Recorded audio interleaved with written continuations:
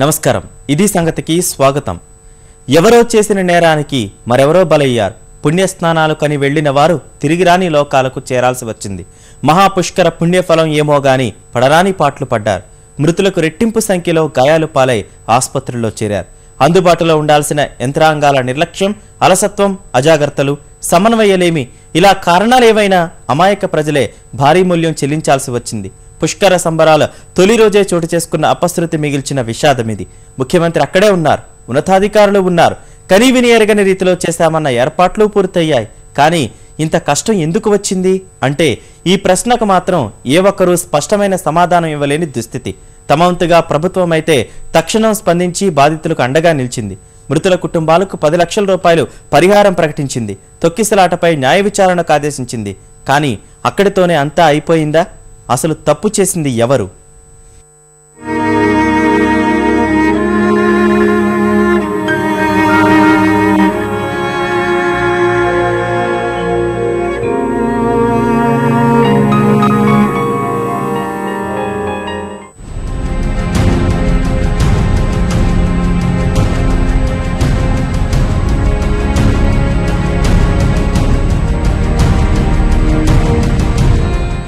అధికార యంత్రాంగంలో కొరవడిన ముందు చూపు క్షేత్రస్థాయిలో కొట్టొచ్చినట్లు కనిపించిన సమన్వయలేమి ఫలితమివ్వని నిరంతర పర్యవేక్షణ క్షణక్షణం సమీక్షలు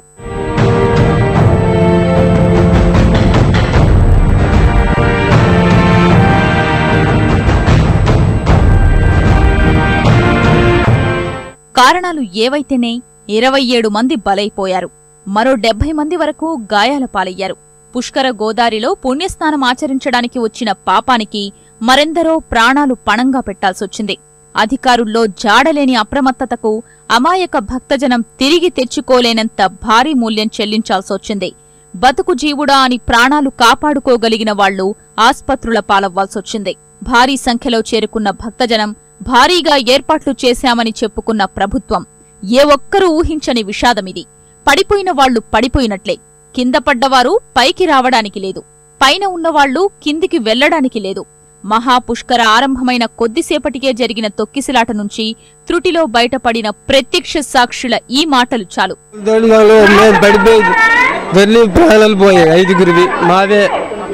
తీపడమేనండి అక్కడ డోర్ కడే మరి ఇంకేట్టుకోదు యువతలకు వచ్చింది మాకు అవతలు పంపించారు నేను రాలేపన్న దగ్గరికి ఏంటైందో తెలియలేదు ఏం కాదు సార్ ముందు ఎంట్రన్స్ గేట్ ఉందా గేట్ దగ్గర మీ ముగ్గురు మీ ఎంట్రన్స్ లో ఉన్నాం తీయండి కాపాడండి అంటే తీయలేదు కాపాడండి అన్నా తీయలేదు మరి అది మా సడన్ చచ్చిపోయింది నీళ్లు పోలాలకు చచ్చిపోయి మట్టికి వెళ్ళిపోయారు అంత మొత్తం ఊడిపోతే బ్రతుకును గేటు ఊడిపోతే బ్రతుకును 6 ప్రాణాలు ఊడకే ఆ సమయంలో భక్తులు ఎలాంటి పరిస్థితి ఎదుర్కొన్నారో చెప్పడానికి ఈ గందరగోళంలోనే తొక్కిసలాటలో చిక్కి అమాయకులు ప్రాణాలు కోల్పోయారు మృతి చెందిన వారిలో మహిళలే అధిక సంఖ్యలో ఉన్నారు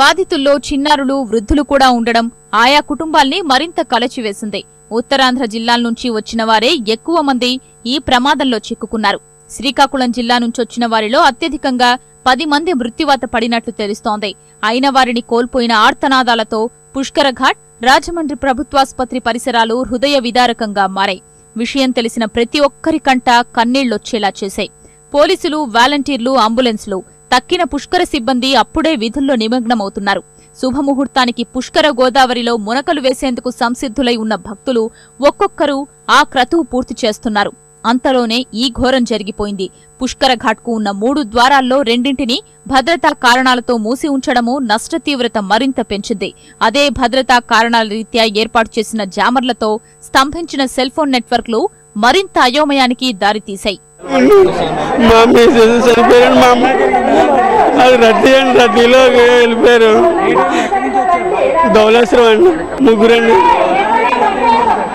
మా మిస్సెస్ అండి మా అమ్మగారు చనిపోయారండి అదే తోసుకుండేవారండి జనాల్లో వచ్చేసారు జనాల్లోకి బాగానే ఎవరు లేరు పట్టించుకున్న వాళ్ళు పోలీసు వాళ్ళు కూడా సరిగా లేరండి అక్కడక్కడ ఉన్నారు 144 ఏళ్లకొకసారి వచ్చిన మహాపుష్కరాన్ని అంగరంగ వైభవంగా నిర్వహించేందుకు కొన్ని నెలల ముందు నుంచే ముమ్మర సన్నాహాలు చేశారు. పుష్కరాల సమయం దగ్గర పడుతున్న కొద్దీ స్వయంగా ముఖ్యమంత్రి చంద్రబాబే దగ్గరుండి అన్ని పర్యవేక్షించారు. అధికారులతో సమీక్షలు, క్షేత్రస్థాయి పర్యటనలతో చరిత్రలో గుర్తుండిపోయేలా పుష్కరాలు నిర్వహించాలని పదే పదే పునరుద్ఘాటించారు.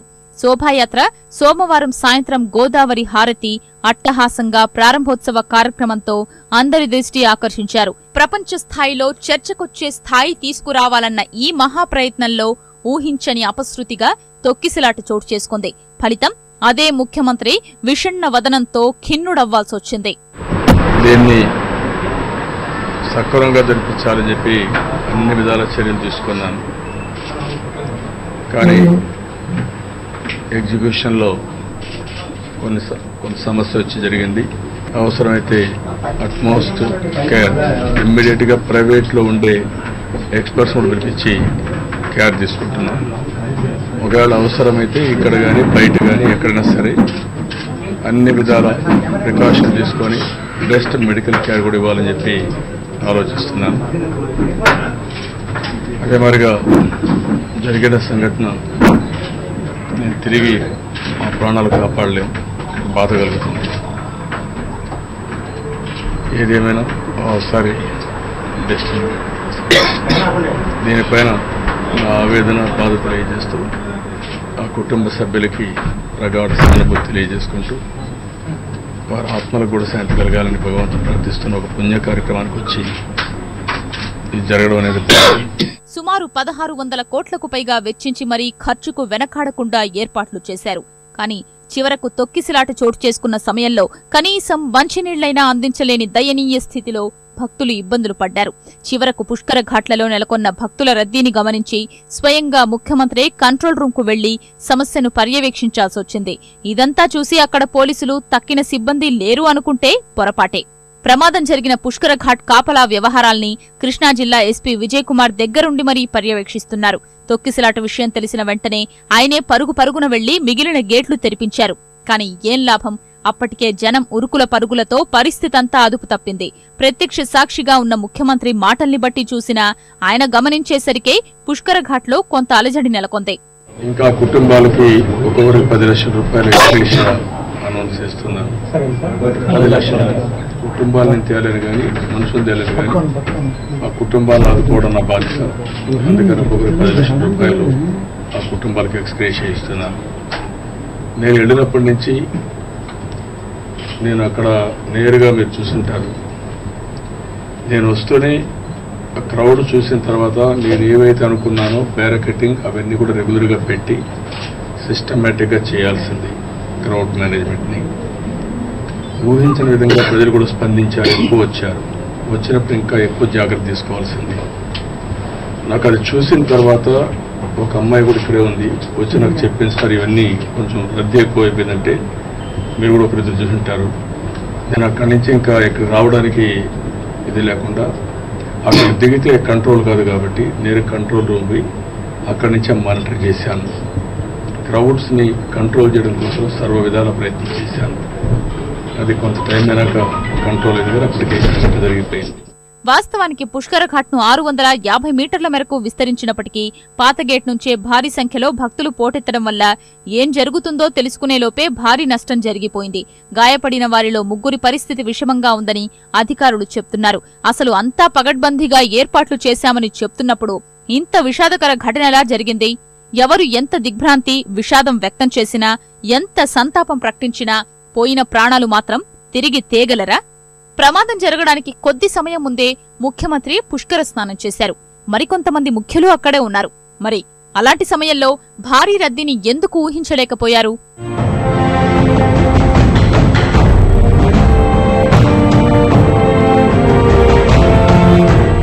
అవసరమైన ఏర్పాట్లు ఎందుకు చేయలేకపోయారు? ఈ ప్రశ్నలన్నింటికీ సమాధానం చెప్పాల్సింది మాత్రం స్థానిక యంత్రాంగం, పుష్కర విధులకు బాధ్యులుగా వ్యవహరించిన వారే.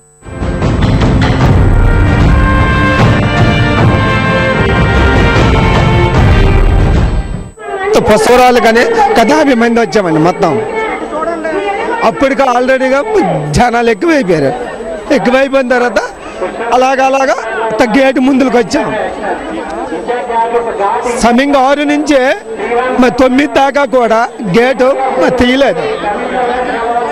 అయితే ఏంటండి మళ్ళీ ఒకే చుట్టూ మళ్ళీ తీసేసి ఫ్రూటింగ్ ఎక్కువైపోయి కుమ్ముకెళ్ళిపోయారు. మా వాళ్ళు ఇంకా 3 ఉన్నారు. వాళ్ళు ఉంటారో లేదో తెలుగు హాస్పిటల్కి వెళ్ళిపోయారు, తీసుకుని వెళ్ళిపోయారు. మా అమ్మగారు మళ్ళీ చచ్చిపోయారు. అక్కడైతే తాగడానికి మరి నీళ్ళు చుక్కలు కూడా లేవు. పుష్కరాలకు వచ్చాము, పోలీసులు బందోబస్తు లేక జరిగింది. ఇప్పుడేం జరగట్లేదు. మొత్తం ఒకేసారి గేట్ వదిలేసారు. మొత్తం 18-20 మంది చనిపోయారు.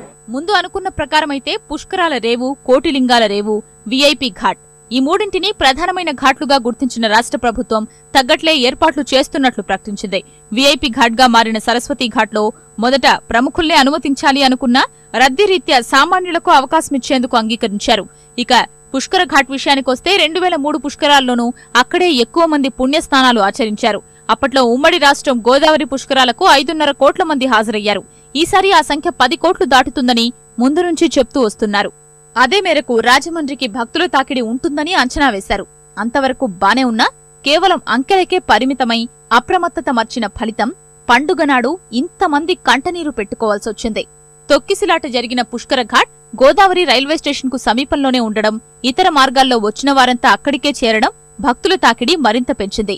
రైల్వే యంత్రాంగం కూడా ఇటు కొవ్వూరు తర్వాత రాజమండ్రి గోదావరి స్టేషన్లోనే ప్రత్యేక రైళ్లన్నీ ఆపాలని నిర్ణయించింది. అలా గోదావరి స్టేషన్లో భారీ సంఖ్యలో దిగిన భక్తులంతా దగ్గర్లోనే ఉన్న పుష్కర ఘాట్కే చేరుకున్నారు. ఫలితంగానే 1 కిలోమీటర్ పైగా విస్తీర్ణంలో ఉన్న కోటిలింగాల రేవు, విఐపి ఘాట్, ఇతర స్నానవాటికలకు అంతగా జనం చేరుకోలేదు. రైల్వే యంత్రాంగం గనక అలా చేయకుండా కొన్ని రైళ్లు రాజమండ్రి ప్రధాన స్టేషన్ కు మళ్లించి ఉంటే ఇంత ప్రమాదం జరిగేదే కాదు. ఈ కోణంలో చూస్తే రైల్వే వారి ముందు చూపులేమీ ప్రమాదానికి కారణమైంది. మరోవైపు చూస్తే మహాపుష్కర ముహూర్త సమయం కోసం సోమవారం రాత్రే అక్కడికి చేరుకుని రోడ్లపైనే పడిగాపులు కాశారు.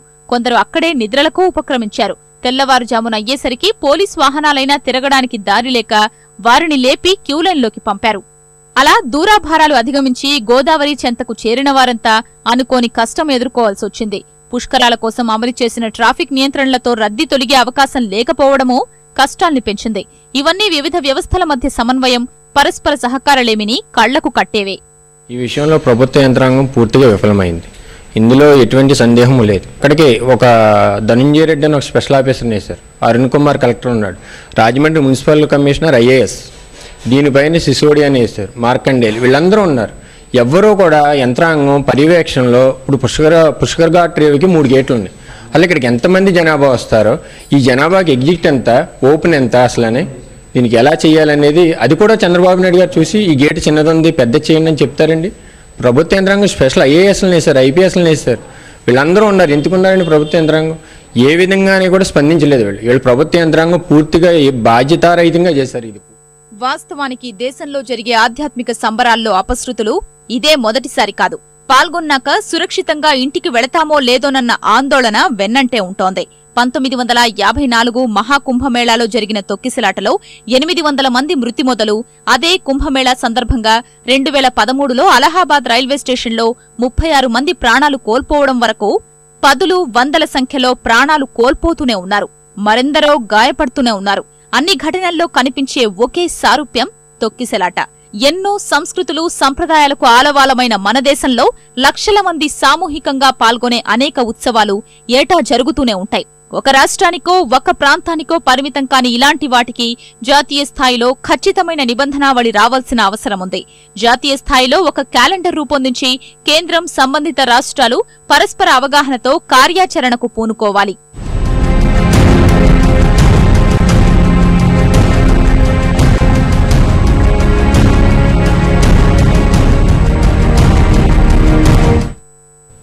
పుష్కరాలు ప్రారంభమైన వేళ రాజమండ్రిలోని పుష్కర ఘాట్కు ఎక్కువ మంది యాత్రికులు చేరుకున్నందునే 27 మంది మృత్యువాత పడ్డ విషాద ఘటన చోటు చేసుకుంది. గోదావరి పుష్కరాలకు ఉభయ గోదావరి జిల్లాల్లోని అనేక ప్రాంతాల్లో పుణ్యస్నానాలకు ప్రభుత్వం ఏర్పాట్లు చేసినప్పటికీ ఎక్కువ మంది యాత్రికులు రాజమండ్రికి వెళ్లడానికే మక్కువ చూపుతున్నారు. అయితే రాజమండ్రిలో కూడా మొత్తం 15 పుష్కర ఘాట్లు ఉన్నాయి. వీటన్నింటినీ వినియోగించుకుంటే ప్రమాదాలను అరికట్టవచ్చు.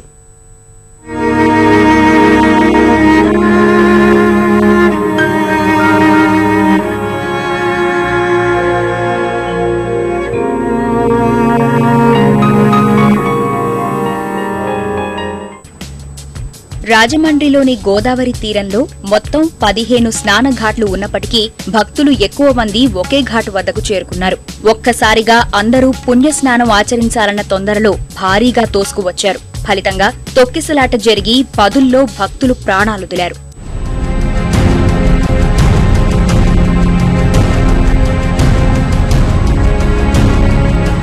పుష్కర ఘాట్తో పాటు ఇతర ఘాట్లలో పుణ్యస్నానం చేసేందుకు ప్రభుత్వం ఏర్పాట్లు చేసినప్పటికీ ప్రజల్లో అవగాహన లేకో లేదా ఏళ్ల తరబడి ప్రతి పుష్కరానికి అక్కడే స్నానం చేయటం ఆనవాయితీగా వస్తుండడం కారణమో గాని అందరూ ఇక్కడే నిలిచిపోయారు. ఉదయం పుష్కర ఘాట్ల గేట్లు ఒక్కసారి తీయడం, అందరూ ఒకే ద్వారం ద్వారా ఘాట్లోకి ప్రవేశించడం, భద్రతా ఏర్పాట్లలో లోపం ఏదేమైతేనేం అమాయకులు బలయ్యారు. పుష్కర స్నానం అంటే కేవలం ఒకే ఘాట్లో చేయాలన్న నియమం ఏమీ లేదు. గోదారమ్మ ప్రవాహంలో ఎక్కడ 3 మునకలేసినా భారీ పుణ్యఫలమే దక్కుతుంది.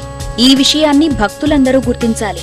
అప్పుడే పెను ప్రమాదాలు నివారించడమే కాక ఘాట్లలో నిర్వహించాల్సిన పూజాధికాలు కూడా త్వరగా పూర్తి చేసుకునే అవకాశం ఉంటుంది.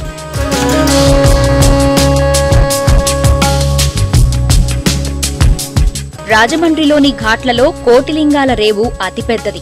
ఈ రేవుకు చేరువలోనే చింతాలమ్మ ఘాట్, లక్ష్మీ గణపతి ఘాట్, కనకదుర్గ ఘాట్, కృష్ణ ఘాట్లను కలిపి దేశంలోనే పెద్దదైన కోటిలింగాల ఘాట్ను అభివృద్ధి చేశారు. పెద్ద సంఖ్యలో భక్తులు ఈ ఘాట్కు చేరుకున్నా ఎవరికీ ఎలాంటి ఇబ్బంది ఉండదు. విశాఖ నుంచే కాక విజయవాడ నుంచి వచ్చే యాత్రికులు రైల్వే స్టేషను బస్టాండ్లలో దిగి నేరుగా లూథగిరి బస్టాండుకు వెళ్తే అక్కడి నుంచి 1.5 కిలోమీటర్ దూరంలోనే ఈ పవిత్ర ఘాట్ ఉంది. కంబాల చెరువు కూడలికి చేరుకుంటే చింతాలమ్మ ఘాట్, లక్ష్మీ గణపతి ఘాట్, కనకదుర్గ ఘాట్, కృష్ణ ఘాట్లను సులభంగా చేరుకోవచ్చు.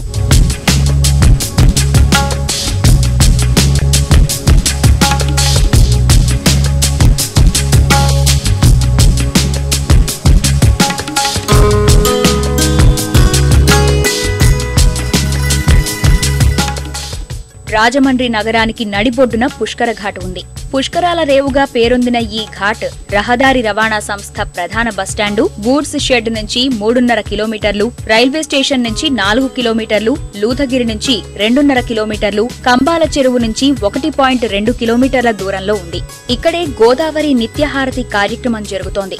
పాతదైన ఈ ఘాట్ను ప్రభుత్వం అభివృద్ధి చేసి విస్తరించింది. ఒకేసారి 20,000 నుంచి 50,000 మంది వరకు ఇక్కడ స్నానాలు చేయొచ్చు. ఇక్కడే పెద్దదైన శివలింగం, గోదావరి మాత, పుష్కరుడు, ఇతర దేవతామూర్తుల విగ్రహాలున్నాయి.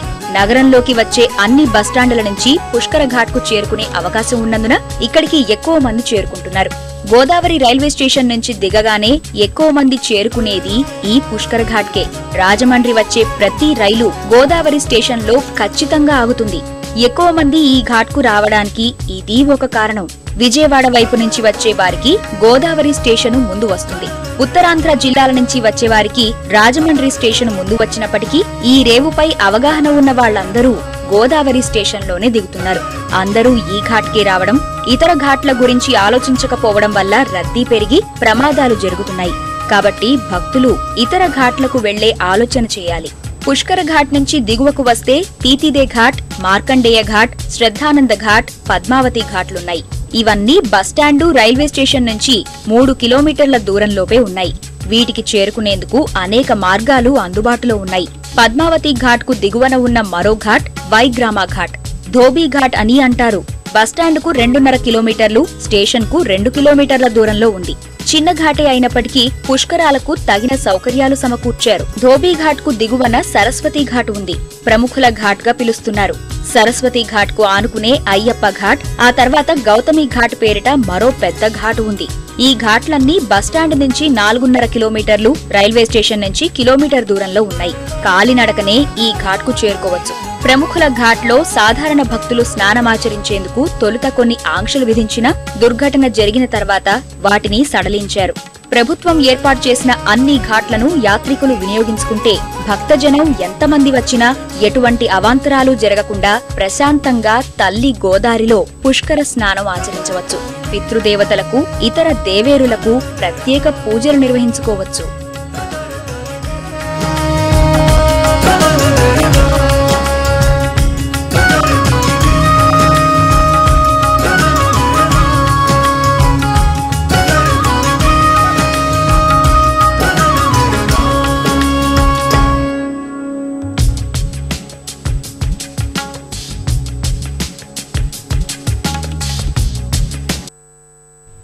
మరిన్ని విభిన్న అంశాలతో మరో ఇది సంగతిలో కలుద్దాం. నమస్కారం.